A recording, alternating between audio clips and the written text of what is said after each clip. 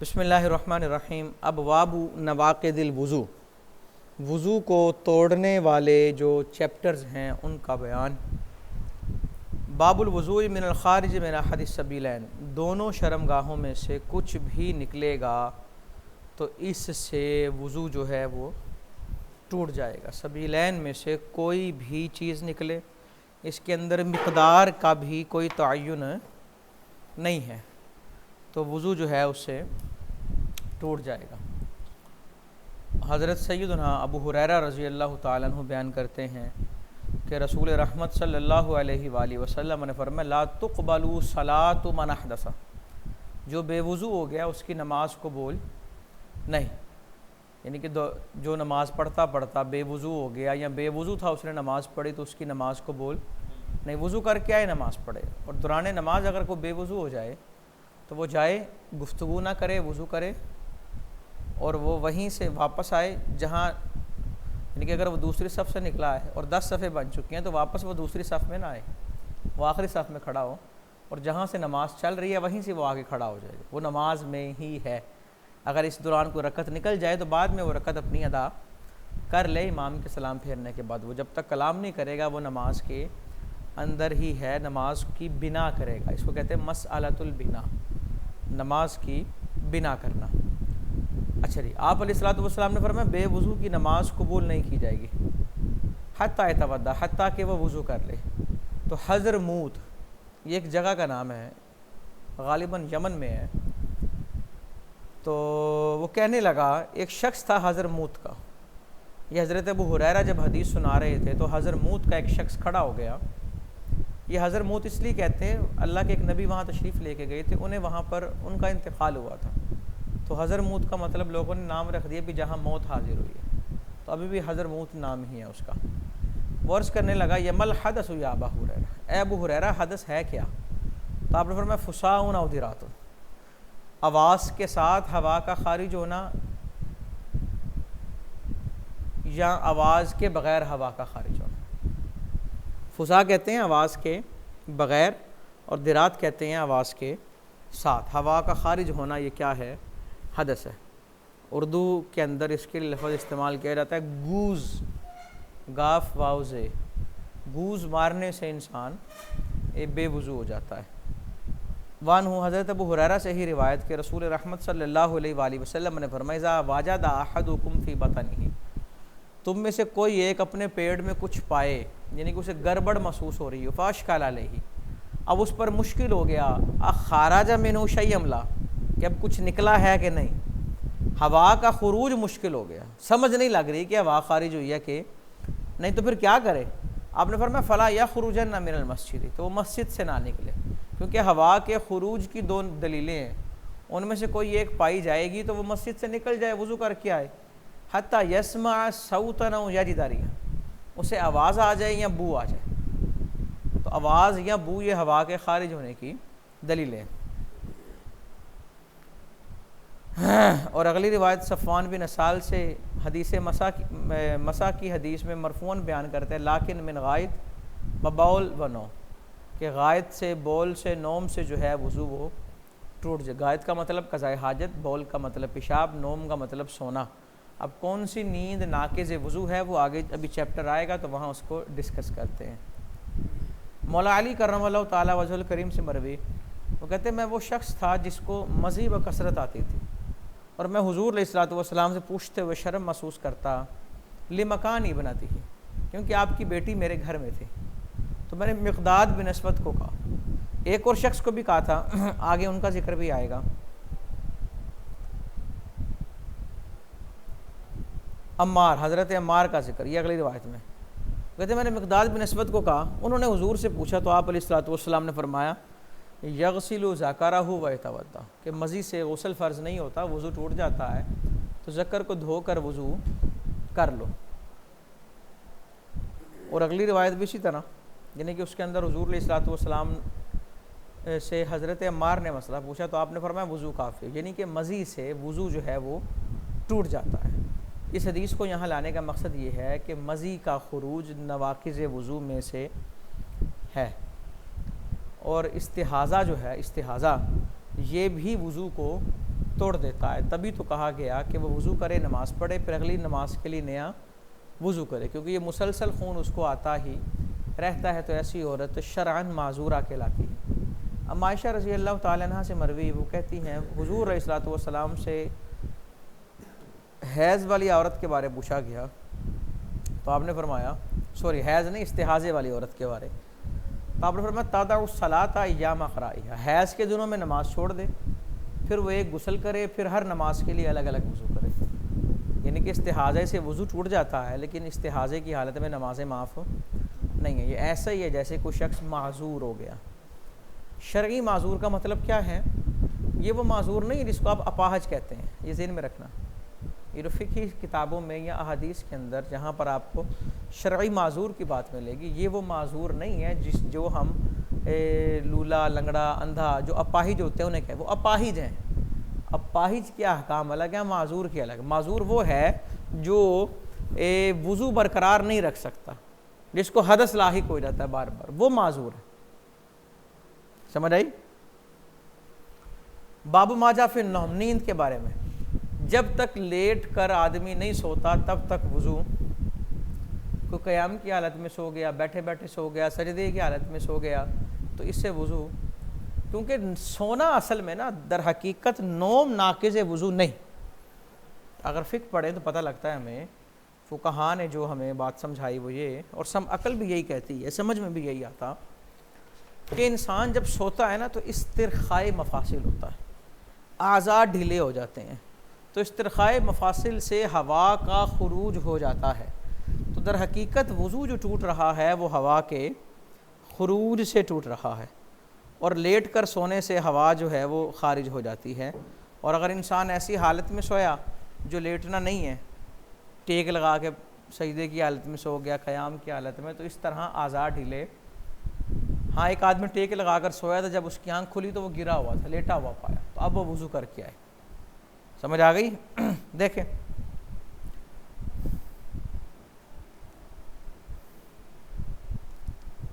اللہ اکبر۔ حضرت انس بن مالک کہتے ہیں حضور علیہ الصلوۃ والسلام کے صحابہ آپ کے ظاہری دور مبارک میں عشاء کا انتظار کرتے کرتے سروں کو جھکا لیتے۔ کیا مطلب؟ کیا وہ ہیڈ ڈاؤن ہو جاتے، پھر نماز پڑھتے اور وضو تو نہیں کرتے تھے وہ، یعنی کہ بیٹھے ہوئے ہیں نا وہ نماز کے انتظار میں، سر جھکا لیے اور سو گئے، اور نماز کا وقت آیا تو کھڑے ہو کے نماز انہوں نے پڑھ لی۔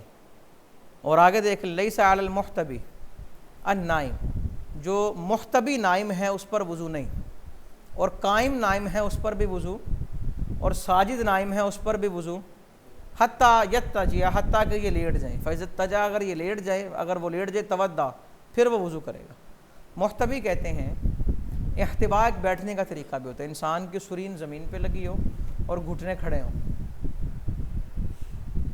ہاں ایسے دونوں گھٹنے کھڑے ہوں، سرین زمین پہ ہو، اس حالت میں اگر کوئی سو گیا تو اس کا وضو نہیں ٹوٹے گا۔ قیام کی حالت میں کوئی سو گیا تو وضو، اور سجدے کی حالت میں کوئی سو گیا تو وضو، جب تک کہ یہ لیٹ نہ جائے۔ اور اگر اس حالت میں سوئے تھے، آنکھ کھلی تو لیٹے ہوئے ہیں، تو اب یہ جا کر وضو کریں گے۔ باب الوضو من الدم، خون نکلنے سے وضو ٹوٹ جاتا ہے۔ فرق یہ ہے، احناف یہ کہتے ہیں کہ خون نکل کر بہے گا تو وضو ٹوٹے گا، صرف ظاہر ہونے سے وضو، کیونکہ ہر جلد کے ہر جگہ کے نیچے خون ہی تو ہے نا، اگر ظاہر ہونے سے وضو ٹوٹتا ہے تو انسان تو ہر وقت بے وضو رہے گا، تو ظاہر ہونے سے نہیں، خون کے بہنے سے وضو ٹوٹتا ہے۔ اور یہ موقف بھی ہے کہ خون کے نکلنے سے وضو نہیں ٹوٹتا، تو ہم ان روایات کو محمول کریں گے اس بات پر کہ یہ وہ صورتیں ہیں کہ خون نکلا ہے لیکن بہا نہیں ہے، تو ہمارا بھی یہی موقف ہے۔ دیکھیں اما عائشہ رضی اللہ تعالیٰ عنہ کہتی ہیں کہ آقا علیہ الصلوۃ والسلام نے فرمایا، من اصابہ قیء او رعاف او قلس او مزی فلینصرف فلیتوضا، کہ جسے قے آ جائے، رعاف کہتے ہیں نقصیر پھوٹ جائے،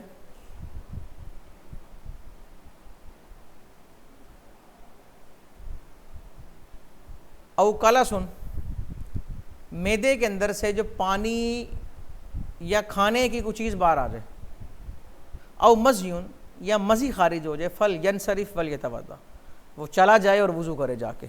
ثم یبنی علی صلاتی، پھر اپنی نماز کی بنا جاری رکھے. وہو فی ذلک لا یتکلم، اور اس دوران وہ گفتگو اگر گفتگو کر لے گا تو پھر اب نماز وہ نئے سرے سے پڑھے گا، وہیں سے وہ کنٹینیو.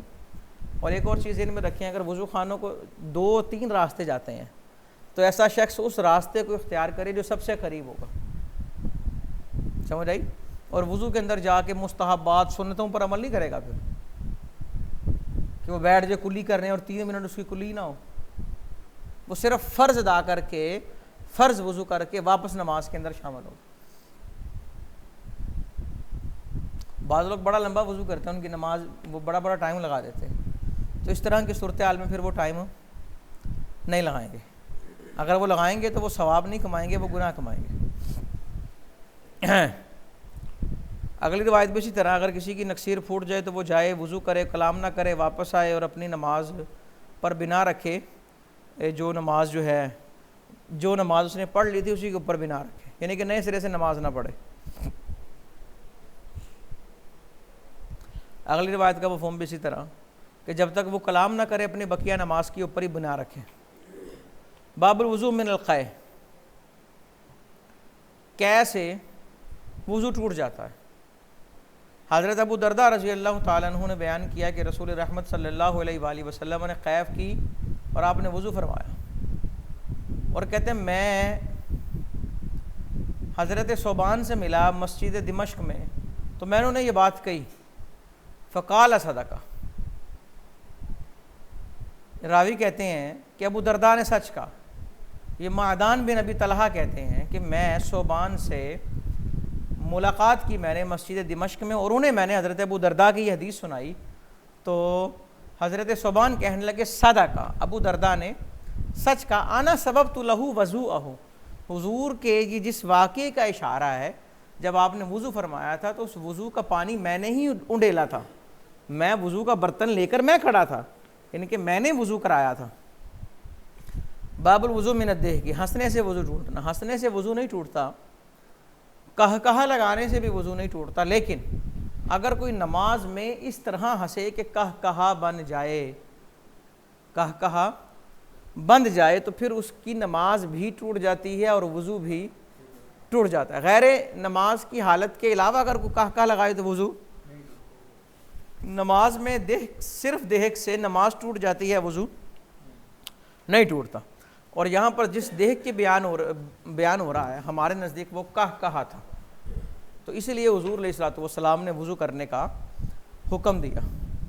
تو دیکھیں حضرت ابو موسیٰ کہتے ہیں رضی اللہ تعالیٰ عنہ، ہم حضور علیہ الصلوۃ والسلام کے پاس تھے تو آپ نماز پڑھا رہے لوگوں کو. اذ داخل رجل فتردى فی حفرۃ کان فی المسجد، ایک شخص مسجد میں داخل ہوئے، انہیں ٹھیک سے نظر نہیں تھا آتا، تو مسجد کے اندر ایک گڑھا تھا تو اس کے اندر یہ گر گئے. وکان فی بصرہ درر، ان کی بصارت کے اندر نہ کچھ کمزوری تھی. فضاحک کثیر من القوم وهم فی الصلاۃ، اکثر لوگ نماز میں تھے وہ ہنسنے لگے. بعض لوگوں کو دیکھ کے نا ان کی حرکتوں پہ ہنسی، وہ اس انداز سے گرے ہوں گے کہ وہ ہنسی بند گئی. تو حضور علیہ الصلوۃ والسلام نے حکم دیا من ضحک ان یعید الوضوء و یعید الصلاۃ، کہ جو ہنسا ہے وہ جائے نماز کو دہرائے اور وضو کو بھی دوبارہ کرے. اب اگلی روایت بھی اسی طرح، اس کے اندر جس گڑھے کی بات ہو رہی ہے اس کے لیے کنویں کا لفظ استعمال، یعنی کہ وہ کنویں جتنا گڑھا تھا اس کے اندر وہ گر گئے. باب الوضو بمس ذکری، عضو تناسل کو چھونے سے وضو کا بیان. کچھ روایتیں آپ کو ملیں گی کہ وضو ٹوٹ جاتا ہے اور کچھ روایتیں ملیں گی کہ اس سے وضو نہیں ٹوٹتا. تو دونوں میں تطبیق یہ ہے کہ مس ذکر جو ہے یہ ناقض وضو نہیں، مس ذکر ناقض وضو. لیکن اگر کوئی اس انداز میں مس کرے کہ مزی کا خروج ہو جائے تو پھر ناقض وضو ہے. یعنی کہ جہاں کہا گیا کہ مس ذکر سے وضو ٹوٹ جاتا ہے، اس کا مطلب یہ ہے کہ مس ذکر وضو کے ٹوٹنے کا سبب بن سکتا ہے. سمجھ آئی؟ اور ورنہ یہ ناقض وضو، کیونکہ انسان کے اعضاء کی طرح یہ بھی ایک عضو ہے. آگے روایتیں آئیں گی کہ جس طرح کان ناک ہے اس طرح ذکر ہے، یعنی کہ ایک انسان کا عضو ہے اور یہ کوئی ناپاک نہیں ہے. تاکہ آپ روایت پڑھیں گے صحابی کہتے ہیں بھی اگر تو اسے ناپاک سمجھتا ہے تو کاٹ کے پھینک دے.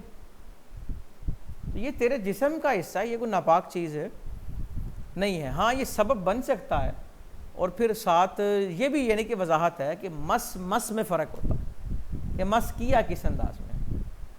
مس کے ساتھ مزی کا خروج ہو گیا تو وضو ٹوٹ گیا، اور مزی کے ساتھ اگر منی کا خروج ہو گیا تو انسان کا غسل بھی ٹوٹ گیا، طہارت اس کو کرنی پڑے گی۔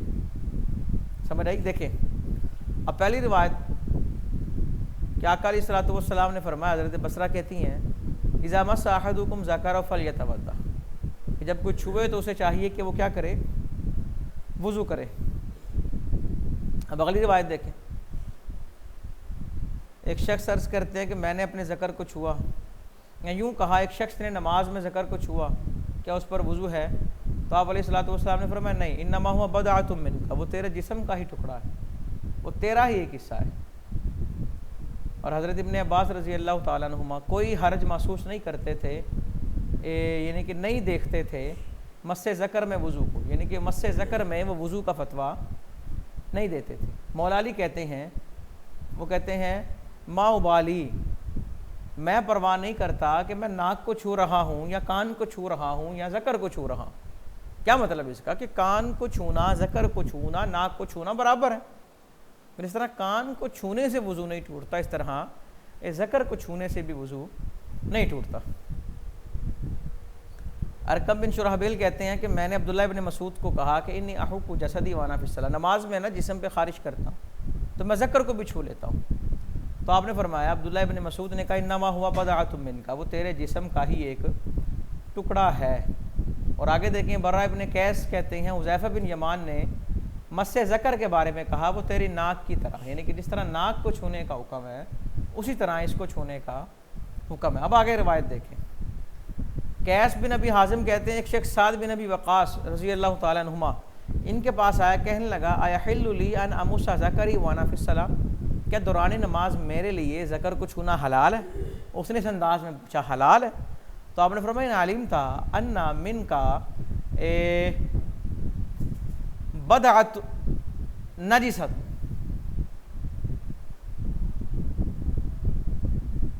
اگر تو یہ جانتا ہے کہ تیرا یہ جسم کا حصہ نجس ہے فقطعھا، تو کاٹ دے اسے۔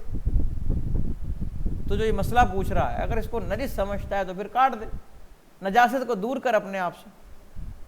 اللہ اکبر۔ اگلی روایت بھی اسی طرح کہ یہ تیرے جسم کا ٹکڑا ہے۔ اور اس سے آگے بھی دیکھیں، حضرت امام حسن حضور علیہ الصلوۃ والسلام کے 5 صحابہ رضوان اللہ علیہ مجمعین سے بیان کرتے ہیں، ان 5 میں ایک علی بن ابی طالب ہے، ایک عبداللہ ابن مسعود ہے، ایک حذیفہ بن یمان ہے، ایک عمران بن حسین ہے، اور ایک اور ہیں رضی اللہ عنہم۔ کیا کہتے ہیں حضرت حسن کہ ان سب نے کہا کانوا لا یرون فی مس الذکر وضوءا، کہ ان سب کے ہاں مس ذکر سے وضو نہیں ٹوٹتا۔ باب الوضوء مما مست النار، وہ چیز جس سے آگ چھو جائے، جو آگ پر پکی ہو، اس کو کھا کر وضو ٹوٹتا ہے کہ وضو نہیں ٹوٹتا؟ تو کچھ روایتیں ملیں گی وضو کرو، اور کچھ روایتیں ملیں گی حضور علیہ الصلوۃ والسلام نے تناول کیا اور وضو نہیں کیا۔ تو دونوں میں تطبیق ہے، وہ یہ کہ وضو کی 2 قسمیں ہیں، ایک ہے وضو اکبر اور ایک ہے وضو اصغر، یا صغیر اور کبیر۔ کبیر وضو وہی ہے جس میں 4 اعضاء کو دھونا فرض ہے، اور جو چھوٹا وضو ہے اس کو کہا جاتا ہے کھانے کا وضو۔ وہ کیا ہے؟ ہاتھوں کو دھونا اور کلی کرنا، کھانے سے پہلے بھی اور کھانے کے بعد بھی۔ جہاں آیا وضو کرو وہاں پر وضو سے مراد کیا ہے؟ کھانے کا وضو۔ اور جہاں پر آیا کہ وضو نہیں کیا، اس کا مطلب تھا وہ جو مکمل وضو ہے وہ، یعنی کہ کھانا کھانے سے، آگ پر پکی چیز کھانے سے وضو ٹوٹتا نہیں، لیکن کھانے کا وضو کرنا چاہیے۔ وہ کیا ہے؟ ہاتھوں کو دھویا جائے اور کلی کو کیا جائے۔ یہ دونوں طرح کی روایتوں میں تطبیق ہے۔ دیکھیں حضرت ابو ہریرہ رضی اللہ تعالیٰ عنہ کہتے ہیں میں نے رسول رحمت صلی اللہ علیہ وآلہ وسلم کو فرماتے سنا تودعوا مما مست النار، وضو کرو اس سے جس کو آگ چھو جائے۔ اور حضرت عائشہ رضی اللہ تعالیٰ عنہ سے بھی یہی روایت مروی ہے۔ اور آگے دیکھیں عبداللہ ابن عباس رضی اللہ عنہما کہتے ہیں کہ رسول رحمت صلی اللہ علیہ وآلہ وسلم نے آکلا کاتف شاۃ، بکری کا شانہ کھایا، ثم صلی ولم یتوضا، نماز پڑھی اور وضو نہیں کیا۔ اگلی روایت بھی اسی طرح کہ حضرت میمونہ کے ہاں حضور علیہ الصلوۃ والسلام نے بکری کا شانہ کھایا لیکن وضو نہیں کیا۔ کیا مطلب؟ یہ وہ وضو ہے جو مکمل وضو ہوتا ہے۔ رأیت النبی یحتز من کتف شاۃ فاکل منها، یحتز کاٹ رہے تھے بکری کا شانہ اور کھا رہے تھے، فدعی الی الصلاۃ، نماز کے لیے بلایا گیا تو آپ چلے گئے، چھری کو رکھا، نماز پڑھی اور وضو نہیں کی۔ حضرت عثمان ابن عفان مسجد نبوی کے دوسرے دروازے پر بیٹھے ہیں، فدعا بکتف فتعرق، آپ نے بکری کا شانہ منگوایا، فتعرق، اور اسے دانتوں سے کھانے لگے۔ کس سے؟ دانتوں سے، گوشت کو نوچ کر کھانے کا حکم ہے۔ پھر کھڑے ہوئے نماز پڑھی اور وضو نہیں کیا اور کہا جلست مجلس النبی واکلت ما اکل النبی، میں حضور کی جگہ پر بیٹھا ہوں اور میں نے وہ کھایا جو حضور نے کھایا تھا اور میں نے وہ کیا ہے جو حضور علیہ الصلوۃ والسلام نے کیا تھا۔ کیا مطلب؟ کہ کھا کر وضو نہیں ٹوٹتا۔ اور اگلی روایت کہ حضور علیہ الصلوۃ والسلام گوشت کھاتے، پھر نماز کے لیے کھڑے ہوتے اور پانی کو چھوتے بھی نہ۔ اما عائشہ رضی اللہ تعالیٰ عنہ کہتی ہیں آقا علیہ الصلوۃ والسلام یمر بالقدر، ہنڈیا کے پاس سے گزرتے، فیاخذ العرق، سالن لے لیتے، شوربہ چکھ لیتے، ٹھیک ہے، پھر نماز پڑھتے اور وضو نہ کرتے اور پانی کو نہ چھوتے۔ باب الوضو من مس المرأة، عورت کو چھونے سے وضو۔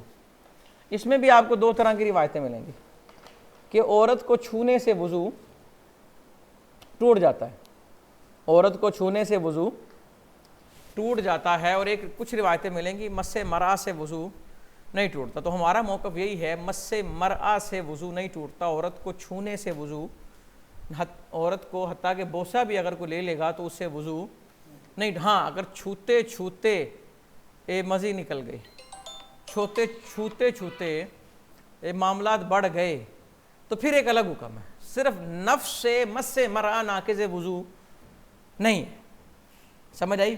قرآن کے اندر جو ہے اولا مستم النساء، اس کا مطلب ہم نے جمع لیا، اور لیکن پہلی روایت جو ہے وہ کہتے ہیں اس کا مطلب جمع نہیں ہے، اس کا مطلب جمع نہیں ہے، جمع نہ ہو، اس کا مطلب جمع کے جو دوائی ہیں وہ ہے، ٹھیک ہے۔ لا مستم کا مطلب مطلق چھونا نہیں، اور جن روایتوں میں آیا چھونے سے وضو ٹوٹ جاتا ہے، اس کا مطلب کیا ہے کہ یہ وضو ٹوٹنے کا سبب بن سکتا ہے، اور یہ وہ چھونا ہے جس میں چھونا جو ہے وہ جماع کے قریب لے جائے، یا جماع ہو جائے یا جماع کے دوائی پائی جائے، کیونکہ جماع کے دوائی جب پائے جائیں گے تو جماع سے پہلے کے جو معاملات ہوتے ہیں اس دوران مزی کا خروج ہو جاتا ہے، تو اصل میں وضو ٹوٹ رہا ہے خروج مزی کی وجہ سے۔ دیکھیں حضرت ابو عبیدہ اور طارق بن شہاب کہتے ہیں کہ عبداللہ رضی اللہ تعالیٰ عنہ نے کہا اللہ کے اس فرمان میں اولا مستم النساء، جہاں پہ طہارت کی بات، وضو کی بات ہو رہی ہے نا کہ عورتوں کو چھو لو، وہ کہتے ہیں لا مستم کا مطلب ہے جماع سے جو کم ہے، یعنی کہ وہ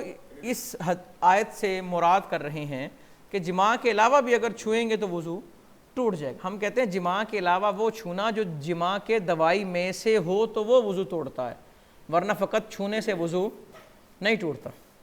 آگے دیکھیں عبداللہ ابن عمر رضی اللہ عنہما کہتے ہیں کہ آدمی اپنی بیوی کا بوسہ لے قبلۃ الرجل امرأتہ، ٹھیک ہے، اور وجسها بیدہ من الملامسہ، اپنا ہاتھ لگا لے ملامست میں، فمن قبل امرأتہ او جسها بیدہ فعلیہ الوضو، ہاتھوں سے چھو لے یا اپنی عورت کا بوسہ لے تو اس پر وضو ہے۔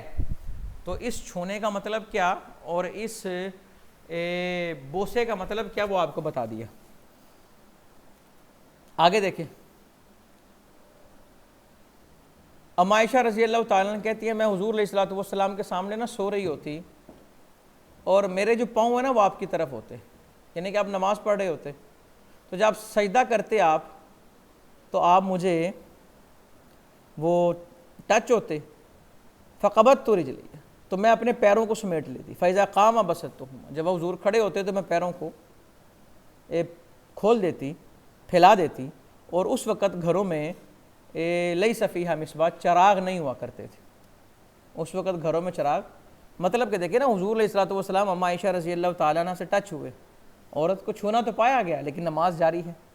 آگے دیکھیں حضرت ابو ہریرہ رضی اللہ تعالیٰ عنہ کہتے ہیں اما عائشہ رضی اللہ تعالیٰ عنہ نے کہا ایک رات میں نے بستر حضور علیہ الصلوۃ والسلام کو نا مفقود پایا بستر سے، فلتمستہ، تو میں آپ کو نا ڈھونڈنے لگی ہاتھ کر کے کہ کدھر ہے، تو فوقعت یدی علی بطن قدمیہ، تو میرا ہاتھ آ گیا حضور علیہ الصلوۃ والسلام کے پیروں کے جو نچلا حصہ ہے نا اس کی طرف، وَهُوَ فِي الْمَسْجِدِ، اور آپ نماز میں تھے یا مسجد میں تھے، وَهُمَا مَنْصُوبَتان، اور پیر دونوں کھڑے ہوئے تھے، اور آپ کہہ رہے تھے اللہم انی اعوذ برداک من سخطک وبمعافاتک من عقوبتک واعوذ بک منک لا احصی ثناء علیک انت کما اثنیت علی نفسک۔ یہ دعا پڑھ رہے تھے، اے اللہ میں تیری ناراضگی سے تیری رضا کی پناہ میں آتا ہوں، اور تیری سزا سے تیرے عفو کی پناہ میں آتا ہوں، اور میں تیری پناہ میں آتا ہوں، میں تیری تعریف ویسے نہیں کر سکتا جیسے تو نے اپنی تعریف خود کی۔ اب دیکھیں یہ حضور علیہ الصلوۃ والسلام کو چھوا ہم عائشہ رضی اللہ تعالیٰ عنہا نے، لیکن آپ کی نماز جو ہے وہ جاری ہے۔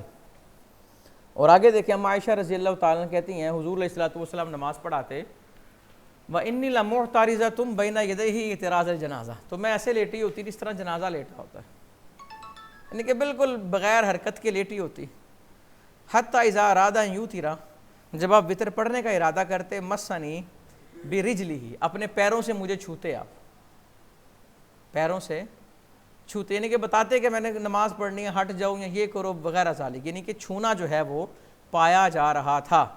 تو یہ بات بالکل کلیئر ہو گئی کہ مطلق نفس سے مس مر'a جو ہے وہ ناقض وضو نہیں ہے۔ حضرت عائشہ رضی اللہ تعالیٰ عنہ کہتی ہیں حضور علیہ الصلوۃ والسلام کان یقبل بعد نسائہ ثم یصلی ولا یتودع، اپنی ازواج کا بوسہ لیتے، نماز کے لیے جاتے اور وضو نہ فرماتے۔ تیمم کا بیان، تیمم کا مطلب ہے ارادہ کرنا۔ ام عائشہ رضی اللہ تعالیٰ عنہ کہتے ہیں تیمم کا لفظی مطلب ہے ارادہ کرنا، لیکن اصطلاح میں اس کا مطلب ہے مٹی سے طہارت کا ارادہ کرنا۔ تیمم کیا جاتا ہے دو ضربوں سے، ضربۃ للیدی و ضربۃ للوجہ و ضربۃ للیدین، مٹی پہ ہاتھ مارنا، یوں ہاتھ کیے، چہرے کا مسح کیا، پھر دوسری ضرب لگائی، اور اپنے ایک ہاتھ کو کونی سمیت اور دوسرے ہاتھ کو کونی سمیت مسح کر لیا۔ تو بے وضو کا تیمم بھی یہی ہے، اور جنبی شخص کا تیمم بھی یہی ہے۔ اب اس حدیث میں بتایا جا رہا ہے کہ تیمم کا حکم کیسے نازل ہوا۔ ام عائشہ رضی اللہ تعالیٰ عنہ کہتی ہیں ہم حضور علیہ الصلوۃ والسلام کے ساتھ نکلے ایک سفر میں، مقام بیدا میں پہنچے یا ذات الجیش میں پہنچے، انقطع عقد لی، میرا ہار گم ہو گیا۔ تو حضور علیہ الصلوۃ والسلام رک گئے اس کو ڈھونڈنے کے لیے، لوگ بھی رک گئے، ولیس علی ماء، لیکن پانی نہیں تھا کسی کے پاس، کیونکہ قافلہ وہاں روکا جاتا تھا جہاں پر پانی ہوتا، وہاں رکنا پڑا، وہاں پانی نہیں تھا۔ تو لوگ آگے حضرت ابوبکر رضی اللہ تعالیٰ عنہ کے پاس، وہ کہنے لگے الا تری ما صنعت عائشہ رضی اللہ عنہا، آپ نے دیکھا نہیں کہ ام عائشہ رضی اللہ تعالیٰ عنہ نے کیا کر دیا؟ حضور بھی رک گئے، لوگ بھی رک گئے، ولیس علی ماء، اور پانی پر نہیں رکے، اور نہ ان کے پاس پانی ہے۔ تو حضرت ابوبکر رضی اللہ تعالیٰ عنہ تشریف لائے، اور حضور علیہ الصلوۃ والسلام، ام عائشہ فرماتی ہیں میری گود میں سر رکھ کر سو رہے تھے۔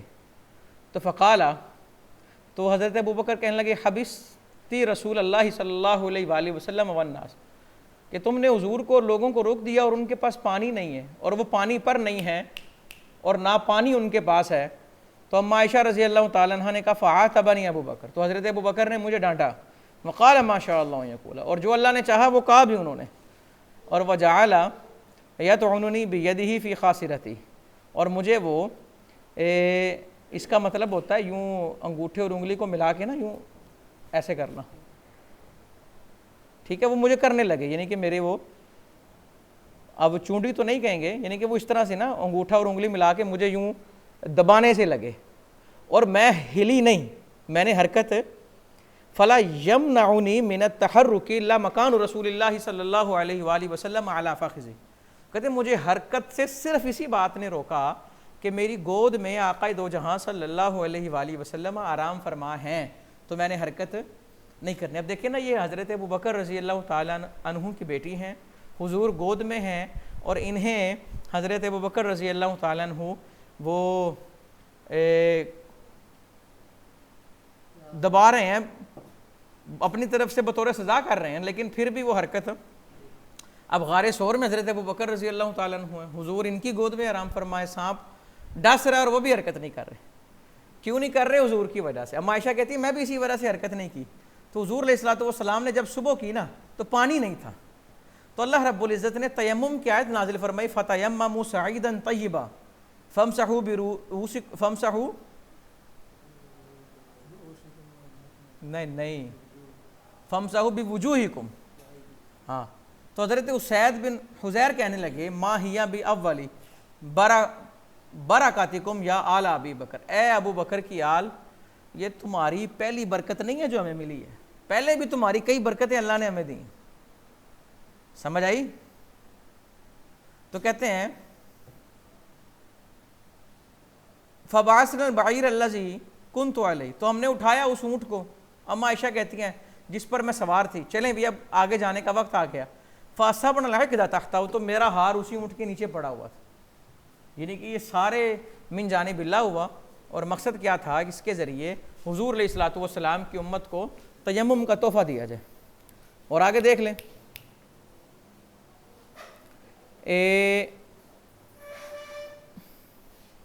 حضور علیہ الصلوۃ والسلام کے ساتھ سفر میں ہیں. عمران بن حسین کہتے ہیں آپ نے نماز پڑھائی. فَلَمَّا انْفَصَلَ مِنْ صَلَاتِهِ، جب نماز سے فارغ ہوئے تو دیکھا ایک شخص معتزل سائڈ پہ بیٹھا، لم یصلی مع القوم، اس نے نماز ہی نہیں پڑھی. تو آپ نے فرمایا ما منعک یا فلان ان تصلی مع القوم، تجھے کس چیز نے روکا، تو نے نماز ہی نہیں پڑھی. وہ کہنے لگا اصابتنی جنابہ، میں جنبی ہو گیا تھا اور پانی نہیں تھا. آپ نے فرمایا علیک بالصعید، مٹی تجھ پر لازم تھی، فإنہ یکفیک، وہ تیری کفایت کرتی. اللہ اکبر. حضرت حذیفہ کہتے ہیں حضور علیہ الصلوۃ والسلام نے فرمایا فضلنا علی الناس بثلاث، ہمیں 3 وجوہ کی بنا پر لوگوں پر فضیلت دی گئی. نمبر 1، جعلت صفوفنا کا صفوف الملائکہ، ہماری صفیں ایسے ہیں جیسے فرشتوں کی صفیں ہیں، اور ہمارے لیے زمین کو مسجد بنا دیا، اور میرے لیے زمین کی مٹی کو طہارت کا ذریعہ بنا دیا. اذا لم نجد الماء، جب ہم پانی نہ پائیں. وہ کہتے ہیں غزوہ ذات سلاسل کے اندر عمر بن عاص کہتے ہیں میں محتلم ہو گیا، ٹھنڈی رات تھی، سردی تھی، اور میں ڈر گیا اگر میں غسل کروں گا تو میں ہلاک ہو جاؤں گا. کہتے ہیں میں نے تیمم کر لیا اور صحابہ کو صبح نماز پڑھا دی. تو انہوں نے حضور کو آ کر بتا دیا انہوں نے تو جنبی حالت میں ہمیں نماز پڑھا دی. تو ہم نے فرمایا عمر تو نے اپنے ساتھیوں کو جنابت میں نماز پڑھا دی ہے؟ کہتے ہیں میں نے ان کو بتایا کہ مجھے غسل سے کس چیز نے روکا، اور ساتھ میں نے عرض کیا کہ میں نے سنا ہے کہ اللہ یہ کہتا ہے وَلَا تَقْتُلُوا أَنفُسَكُمْ إِنَّ اللَّهَ كَانَ بِكُمْ رَحِيمًا، کہ اپنے آپ کو قتل نہ کرو، اللہ تو بڑا رحم کرنے والا ہے. جب یہ آیت پڑھی نا انہوں نے تو حضرت عمر نے، تو حضور علیہ الصلوۃ والسلام مسکرائے ولم یقل شیئا، اور کچھ نہیں کہا. یعنی کہ ان کے اس فعل کو غلط ہے، یعنی کہ سردی اتنی ہو کہ اگر انسان پانی استعمال کرے گا تو شدید بیمار ہو جانے یا ہلاک ہو جانے کا اندیشہ ہوگا، تو پھر بھی وہ تیمم کر سکتا ہے. حضرت عمار کہتے ہیں میں اس قوم میں تھا جب مسح بالتراب کے حوالے سے رخصت نازل ہوئی، یعنی کہ جب تیمم کا حکم آیا اگر پانی نہ پائیں تو میں اس قوم میں تھا. اور فَأَمَرَنَا فَضَرَبْنَا وَاحِدَةً لِلْوَجْهِ ثُمَّ ضَرْبَةً أُخْرَى لِلْيَدَيْنِ إِلَى الْمِرْفَقَيْنِ، تو 2 ضربوں کا حکم دیا، ایک چہرے کے لیے اور ایک دونوں ہاتھوں کے لیے. اور آگے حضرت جابر رضی اللہ تعالیٰ عنہ حضور علیہ الصلوۃ والسلام سے یہی بیان کرتے ہیں کہ تیمم کی 2 ضربیں ہیں، ایک چہرے کے لیے اور ایک دونوں ہاتھوں کے لیے بازوؤں سمیت. اور اس سے آگے بھی تیمم کا یہی طریقہ، آگے بھی یہی طریقہ، اور اس سے اگلی روایت بھی اسی طرح.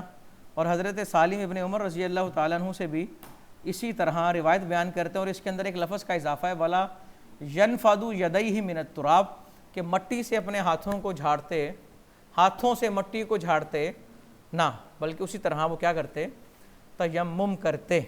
کیا کرتے جی؟ تیمم کرتے. یہ حضرت ابن عمر کا طریقہ تھا کہ وہ مٹی کو جھاڑتے نہیں تھے، جبکہ حناف کے ہاں ضرب لگائی ہے تو ہاتھوں کو یوں جھاڑیں گے. ٹھیک ہے، یعنی کہ مٹی ملنے کا نام تیمم نہیں ہے، مسح کا نام تیمم. لیں جی، طہارت کا چیپٹر مکمل ہوا.